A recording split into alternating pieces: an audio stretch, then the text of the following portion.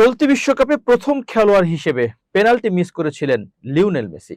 Knockout পর্বে সেই সংখ্যা আরো বাড়ার সম্ভাবনা রয়েছে, কারণ নকআউট পর্ব মানে স্নায়ুচাপের লড়াই, এবং সেই লড়াই যদি গড়ায় ট্রাইব্রেকারে, তাহলে প্রতিটি মুহূর্ত হয়ে ওঠে ভাগ্য আর মানসিক শক্তির পরীক্ষার মঞ্চ। তাই সেই ট্রাইব্রেকার নিয়ে এবার নতুন ভাবনা শুরু করেছে ফিফা। বিশ্বকাপের নকআউট পর্ব শুরু করার আগেই ট্রাইব্রেকারের একটি গুরুত্বপূর্ণ নিয়মে পরিবর্তনের উদ্যোগ নিয়েছে বিশ্ব ফুটবলের নিয়ন্ত্রক সংস্থা। বর্তমান নিয়ম অনুযায়ী ট্রাইব্রেকারের আগে দুটি পৃথক কয়েন টস অনুষ্ঠিত হয়। প্রথম টসে নির্ধারিত হয় কোন দল আগে শট নেবে।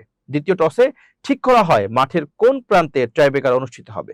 ফিফা এখন এই দুই টসের পরিবর্তনের একটি টস চালুর প্রস্তাব দিয়েছে। নতুন প্রস্তাব অনুযায়ী টসে জয়ী দল দুটি সুবিধার মধ্যে যে কোনো একটি বেছে নিতে পারবে। হয় তারা আগে শট নেবে, অথবা নিজেদের সমর্থকদের গ্যালারির সামনে ট্রাইব্রেকার নেওয়ার সুযোগ পাবে। বাকি সুবিধাটি চলে যাবে টসে হেরে যাওয়া দলের কাছে।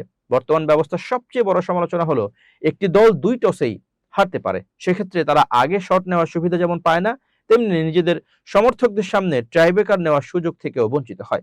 ফিফার মতে একই দলের হাতে দুটি সম্ভাব্য সুবিধাই চলে গেলে প্রতিযোগিতার ভারসাম্য কিছুটা নষ্ট হতে পারে। তাই একটি টসের মাধ্যমে সুবিধাগুলো দুই দলের মধ্যে ভাগ করে দেওয়ার চিন্তা করছে সংস্থাটি।